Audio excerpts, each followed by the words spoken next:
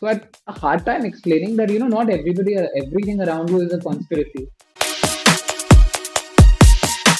Hello, Buff Ahomia, what's up? Today we have somebody very cool with us. His name is Kapil Jadhav. He is a fitness coach and he is also a stunt enthusiast. So let's go. Kapil, welcome to the show. Hey, thank you so much for inviting me on your fun podcast, and I'm really excited for today's episode. However, there's just one small request. Let's start this podcast on a very peaceful note, and there's something small I got which gives me a lot of inner peace. So, if you permit,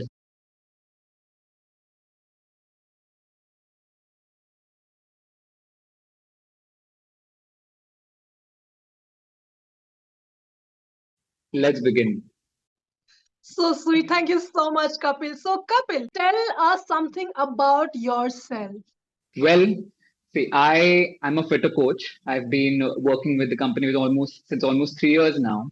Prior to that, I've been trading in the stock markets, and that's been almost a 7 year experience so far. And apart from all these, I'm a meme lover. I'm a stunt enthusiast, and I like all these fun things. So,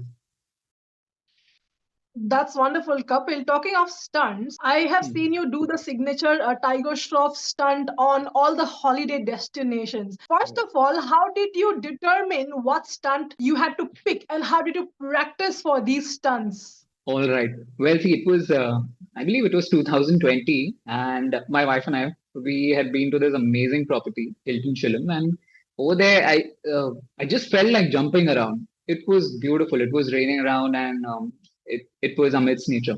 So I was just requesting her to click some pictures and shoot some videos, and she was amazing at it.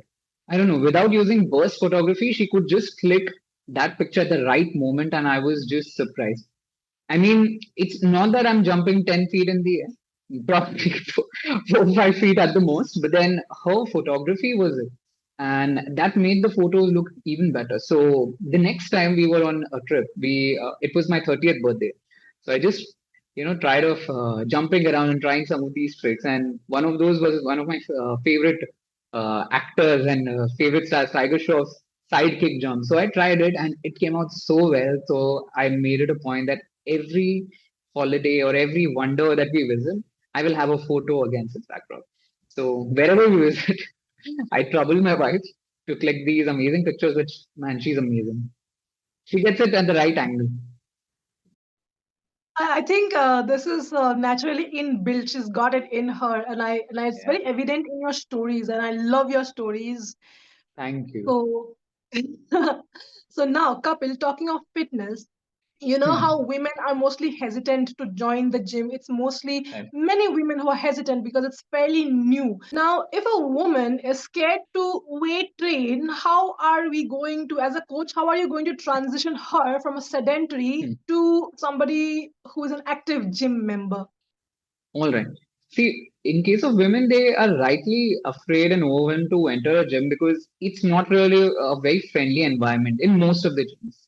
And there are these trainers constantly asking them, okay, just use the treadmill or just use the cycling machine, not to weight lift. And these kind of stories have been circulating around since quite some time. Now, if I'm working with a female, firstly, I try to understand how sedentary is her lifestyle and why is that so.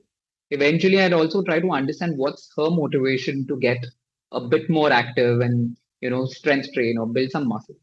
A lot of times, they say things like, okay, we don't want to look like a bodybuilder, or we don't want to just get buffed up. We just want to get fit. So a little bit of counseling helps over there because there are so many people out there, so many men out there who, with at the peak of their testosterone, are trying their best to look buff, but they still can't.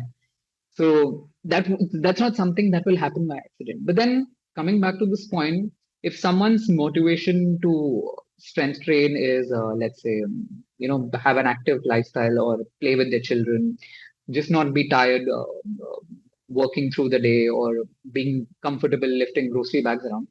I explain it to them that, okay, all of these things require some muscle mass. And if you don't want to enter a gym, that's fine. We can just start with some basic weights, maybe a 2, 3 kilo dumbbell to start some basic movements with.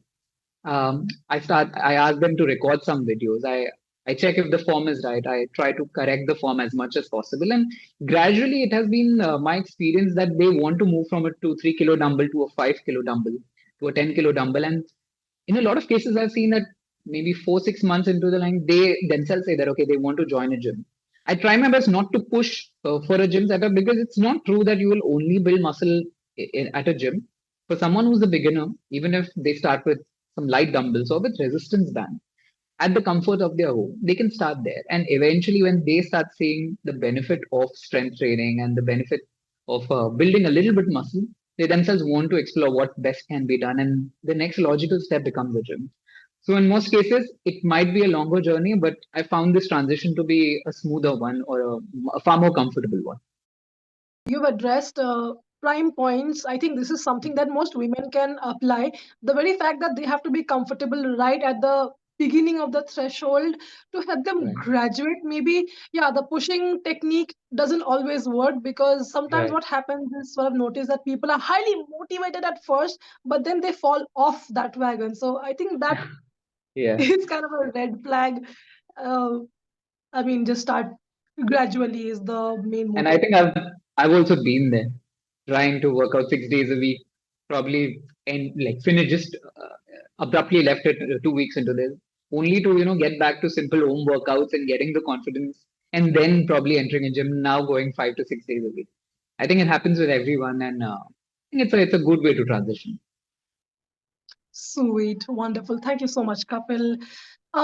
Now this is about the social life of people. Talking of fitness, people also love to combine their social life. So whenever somebody is into fitness, they say, "Okay, what about my social life? Will I now be a recluse?" Yeah. People love to drink on the weekends, and we know that drinking is a detriment. I'm talking of alcoholic beverages. It's very Right. detrimental according to studies. Now, how can we talk about the ill effects of people's alcohol consumption from a scientific standpoint? Okay. See, the first point that you're mentioning about social life, we always confuse social life with drinking, and just let's just go back to our school days. We used to socialize. We used to socialize quite a lot after tuition, at tuitions, while playing cricket or football, and it was about doing some kind of activity or meeting your friends, or sometimes even post dinner, going down for badminton and chit chatting with your friends. So my point is, socializing is not only about eating and drinking, but particularly over here, it's mostly become very alcohol centric. So I want to tell people that okay, meet your friends, and I would never recommend that okay, stop eating out or stop drinking. I mean, any kind of beverage for a period of 3 months if you're working with me, because when we talk about health, it's not just physical health; it's physical, mental, social health. So we have to take care of all these things. But what we do while socializing makes a big difference, because if you're only meeting someone to drink, or if you're looking for an excuse to drink, then there's problem. Now, see, there are a lot of studies which show the ill effects of alcohol. Surprisingly, there are also some studies which show benefits. I mean, I was quite surprised to read this one study where beer consumption had helped some menopausal symptoms, or there are some red wine and cardiovascular benefits. Agreed, there can be all these studies which can contradict each other. But at a very fundamental level, alcohol is a carcinogen, a type 1 carcinogen, something which has a very strong evidence to cause cancer. And alcohol eventually turns into acetaldehyde in the body. That is also a carcinogen. So, if you have to think logically, you are consuming a carcinogenic item. The logical output is that probably if your luck's bad, you might develop some form of cancer, amongst all the other problems like liver cirrhosis. So the point is that see, we can test our luck. We can drink all our lives. People can give us anecdotal incidences that okay, XYZ person drank till the age of 70, 80, had a happy life. That's great. But then the stats say that 1 in 6 people die of cancer every year. It's a very big number. So if you are doing some activity which involves a type 1 carcinogen, you're putting yourself at a very high risk. And I see it from a pros and cons way that the pros are okay, you're feeling happy, you're socializing, but the con is just too serious, to justify the pros. So that's why, whenever a client also asks me that, okay, can I have some alcohol? Can I adjust one bottle of beer in my macros? I cut down some calories. I tell them, see, you can do that, but it's way beyond calories. It's about a substance which is very dependence creating. You ask someone to quit alcohol and they start negotiating with you that, okay, we only have once in a while, I'm not addicted. But if you request them or if you ask them to go 6 months without alcohol, probably they might fail at that. They might find it difficult. So here we are, a carcinogenic item, which is very dependency causing, a psychoactive substance. I think the ill effects of alcohol are highly underplayed, and society at large, it usually um, focuses a lot on drinking and showing off alcohol and showing off the alcohol collections and partying every Saturday night. So my only point is, if we look from a scientific standpoint, there are no pros which can outweigh the cons of drinking alcohol. So it might be a difficult transition, and it might be difficult for your social circle also to accept that we are going to just socialize without drinking alcohol, but it's worth it, in my opinion. Thank you, Kapil, for giving us these highlights. I want to share one small incident that happened. Yes, It was please. in 2019. We were at a city. I mean, once I tell you the story, the city will be very evident, but we were at this place, Okay. and there was this club where this young lad had come. And what happens is when young people they get accustomed, or they just get exposed to a lot of alcohol and the cocktail of Hmm. mixture of drinks that they take, they just can't take it anymore. So at this one point Right. where we were there, this young lad, he overdosed and he fainted, and just the next day Oh we God. had come to know that he passed away. And he was not even Are you from that serious? place. Yeah, he was on a vacation. Wow. So things like this. Alcohol But yeah, poisoning. Man, yes, that's quite serious. that is. I mean, they have to be counseled right off the bat, because what Hmm. you get exposed to, you might be very excited. Oh my God, it's abundance of something, but you don't know what's going to happen next. Yeah, and also I would like to add this point that there are some careers which are focused around it. It's unfortunate, but most people who are in sales or really higher position in sales, they have to have a drink. And sometimes even they acknowledge that, okay, we know that it's not good for us, but if we don't have a drink with a client, probably it might not get us that sale. It's a bit unfortunate commentary on the state of jobs and situations out there. But then I feel that if at least you accept and you know the fact that alcohol is not good for you, even in a small dosage, you will eventually try to reduce the quantity. I've completely quit it. I think it's been more than a year now, and I'm really happy. Earlier, I used to, give the same reason that, okay, I'm not addicted. I can live without it. Probably just a glass of wine, just a glass of champagne or a beer. But then I question myself again and again that if it has absolutely no pros which can justify the cons, then why am I even drinking it? Why am I so dependent on it? Even recently, when we went for a Bali trip, Bali is known to be a party destination, but then my wife and I, we did not have any alcohol. And trust me, it was the best trip of our life. And we had a good time. So I think it's more about acceptance that maybe even without alcohol, at first, you can have a good time. But when you actually live 6 months, 12 months without it, you will realize that it wasn't required all. Sweet. I've seen your Bali trips and they do look very amazing. Hey, thanks. So, yes. Now, Kapil, since you are a coach, you have gone through, you've seen a lot of transformation in your clients.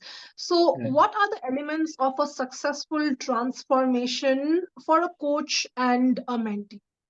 All right. See, for a coach, the first point is listening to everything that the mentee has to share. A lot of times, we don't know whether that mentee has the availability of resources, the availability of equipment, and sometimes we just, it would be wrong on our part to assume that, okay, they can eat all these items. But then the important part is listening to what they are saying, listening to their likes, dislikes, what kind of cuisines they like, what kind of activities they like to do, how their day goes. So I have this elaborate questionnaire in place, which will ask questions regarding lifestyle, medical issues, preferences. So accordingly, I can profile them better. Accordingly, I can create their plans better.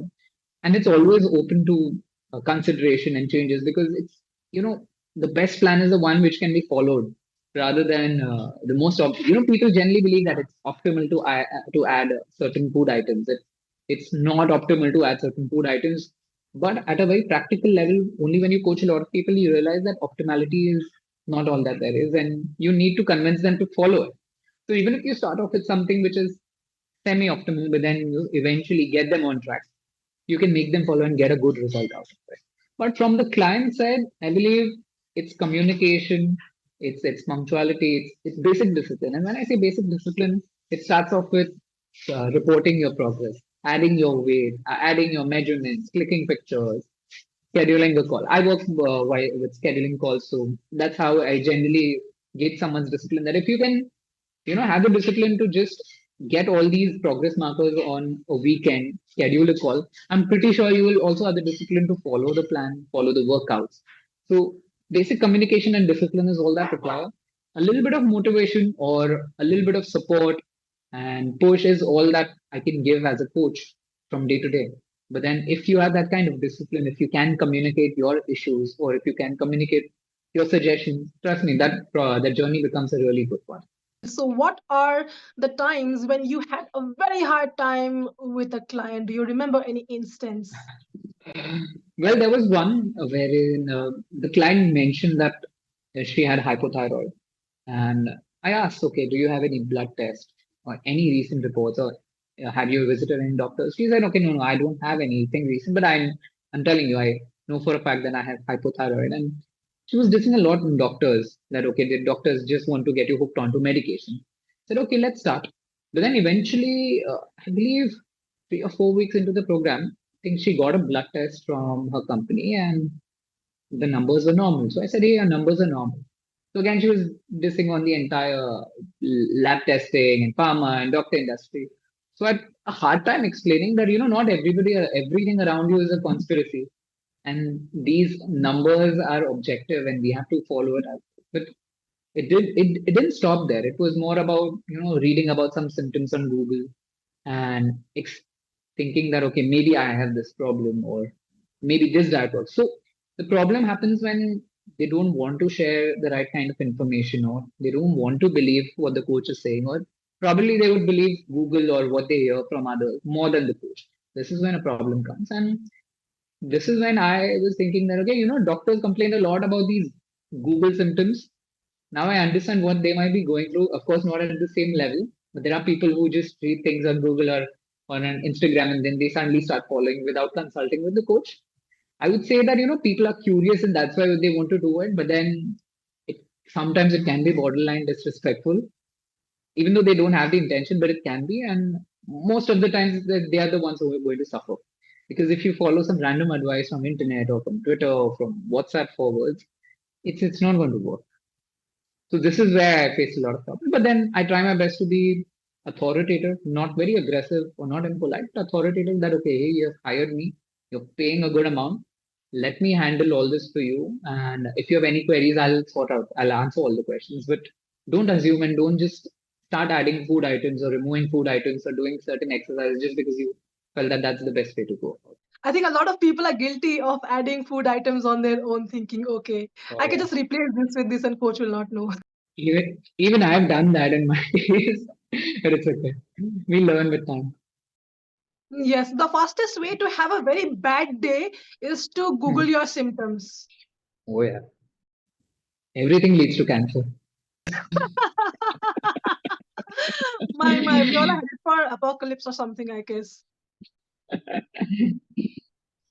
So, Kapil, I really admire your stories, your and your wife's stories, and I Thank really you. love them because it's so pretty.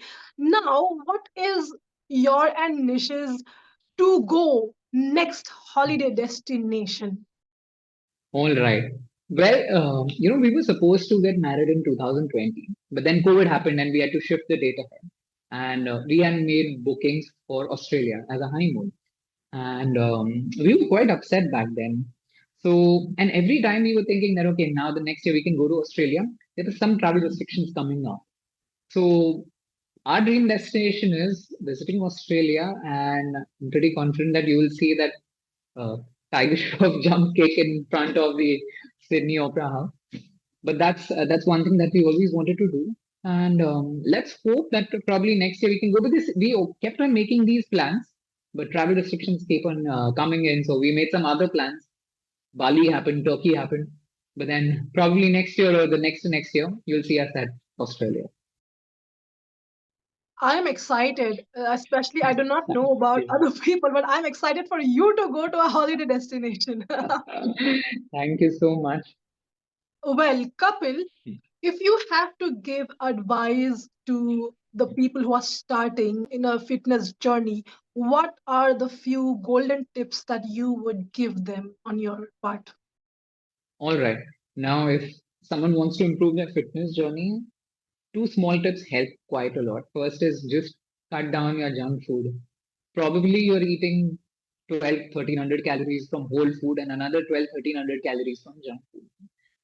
Most of the cases that happens, and it used to happen with me too.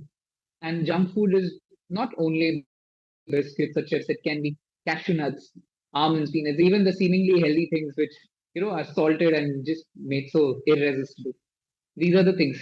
Try it out. In most cases, if someone doesn't order from outside and stops eating junk food, they'll start seeing a weight loss just right immediately. Weight loss, fat loss, even they'll start seeing improvement in their skin, quality of hair, digestion, all these just because of junk food. And it's just so easy nowadays, Zomato and Swiggy, or even from Zepto, you can just get these junk groceries in 5, 6 minutes.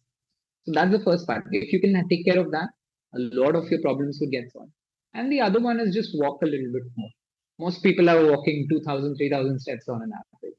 If you can just push it to 5,000 steps, 6,000 steps, and it's not much. 6,000 steps is just 60 minutes of walking in the entire day.